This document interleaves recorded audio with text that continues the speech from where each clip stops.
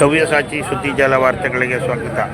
ಮಂಡ್ಯ ನಗರಸಭೆ ಆವರಣದಲ್ಲಿ 70ನೇ ವರ್ಷದ ಕನ್ನಡ ರಾಜ್ಯೋತ್ಸವ ಆಚರಿಸಲಾಯಿತು.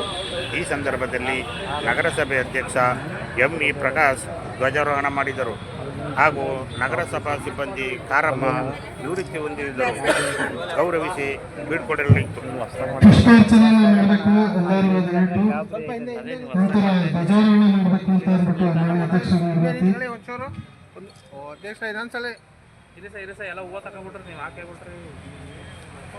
ಇರಿ ಒಂದು ನಿಮಿಷ ಮೇಡಮ್ ಈ ಕಡೆ ಬನ್ನಿ.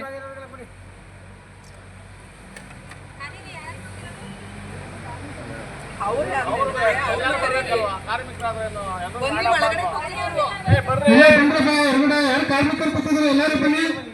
ಕಾರ್ಯಕ್ರಮ ನಡೀತಾ ಇದೆ, ಎಲ್ಲರೂ ಬಂದು ಭಾಗವಹಿಸಬೇಕು.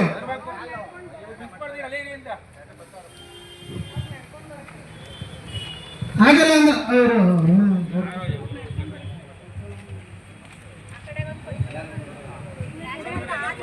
ಕುತ್ಕೊಳ್ಳಿ. ಅವ್ರು ಕುಂಡಿಸ್ಬಿಟ್ಟು ಹೋಗ್ಬೋದು. ಅವ್ರು ಕುತ್ಕೊಳ್ಳಿ. ಎಲ್ಲರೂ ರಾಷ್ಟ್ರಗೀತೆಯನ್ನ ಹಾಡಬೇಕು. ರಾಷ್ಟ್ರಗೀತೆ ಸುರುಕರ್ ಮನಹದಿ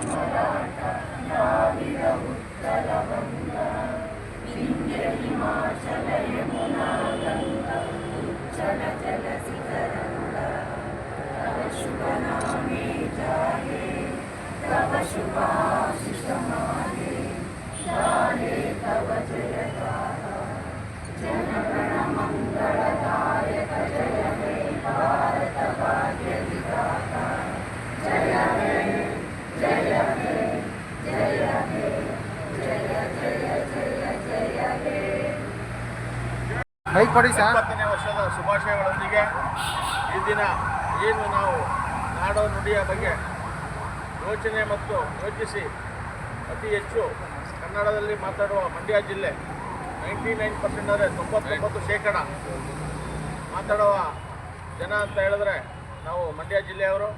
ಈ ದಿನ ಕನ್ನಡ ರಾಜ್ಯೋತ್ಸವದ ಶುಭಾಶಯಗಳೊಂದಿಗೆ ನಾಡು ನುಡಿ ಮತ್ತು ಎಲ್ಲ ರೈತಾಪಿ ವರ್ಗಕ್ಕೂ ಒಳ್ಳೆಯದಾಗಲಿ ಅಂತ ಹೇಳ್ತಾ ಮತ್ತೊಮ್ಮೆ ಕನ್ನಡ ರಾಜ್ಯೋತ್ಸವದ ಶುಭಾಶಯಗಳು.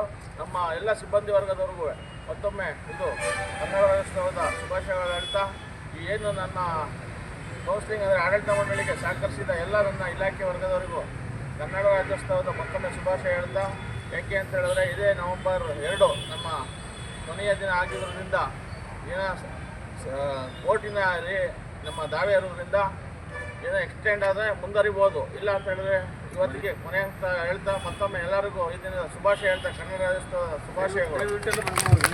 ನಮಸ್ಕಾರ.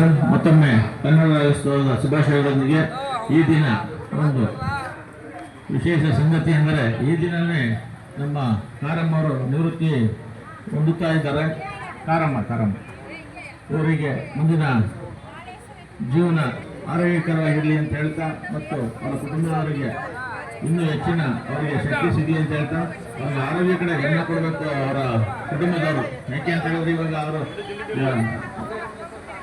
ಉದ್ಯೋಗದಲ್ಲಿದ್ದಾಗ ಅವ್ರಿಗೆ ಇವಾಗ ಆರೋಗ್ಯ ಒಂದು ಸ್ವಲ್ಪ ಏರುಪೇರಾಗಿದೆ. ಯಾಕೆಂದರೆ ಉದ್ಯೋಗದಲ್ಲಿದ್ದಾಗ ನೋಡ್ಕೊಳ್ಳೋದೇ ಬೇರೆ, ನಿವೃತ್ತಿಯನ್ನು ನೋಡ್ಕೊಳ್ಳೋದೇ ಬೇರೆ. ಸ್ವಲ್ಪ ಗಮನ ಕೊಟ್ಟು ನೋಡ್ಕೊಳ್ಬೇಕು ಅವ್ರ ಕುಟುಂಬದವರು ಅಂತ ಹೇಳ್ತಾ ಈ ಕಾರಮ್ಮನವರಿಗೆ ಮತ್ತು ಅವ್ರ ಕುಟುಂಬದವರಿಗೆ ಮತ್ತೊಮ್ಮೆ ಕನ್ನಡ ರಾಜ್ಯೋತ್ಸವ ಶುಭಾಶಯಗಳು. ಈ ನಿವೃತ್ತಿ ಜೀವನ ಹಂಗೆ ಸುಖಕರವಾಗಿದೆ ಅಂತ ಹೇಳ್ತಾ ಮತ್ತೊಮ್ಮೆ ಎಲ್ಲರಿಗೂ ಧನ್ಯವಾದಗಳು. ಜೈ ಹಿಂದ್, ಜೈ ಕರ್ನಾಟಕ.